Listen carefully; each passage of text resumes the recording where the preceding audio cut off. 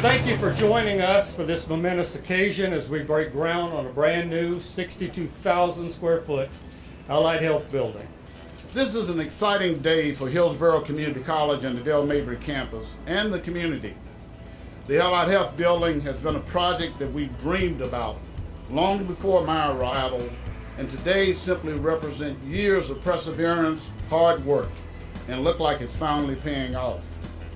When you think about medical care, you often think of the doctor, but behind each of those doctors is an entire team supporting them to provide the patient care. These are the students and programs from HCC. Nurses, EMS technicians, respiratory therapists, medical lab technologists. This is what HCC does. This $20 million building will help to transform the campus and provide a truly unique, state-of-the-art, collaborative learning space. It's a real pleasure for me to introduce our next speaker, who I had the good sense to hire 3 years ago. He undertook this project with great enthusiasm.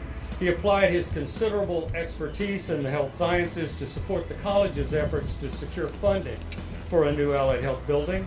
And then he masterfully worked with our health sciences faculty, staff, and students to assure that their interests were well represented in the design of the building. And that, for me, is extremely important. Ladies and gentlemen, the Dean of Health Sciences, Dale Mabry Campus, Mr. Lee Penrose. We become more and more dependent on advanced simulation, and this new building doubles the nursing simulation and triples the EMS simulation space.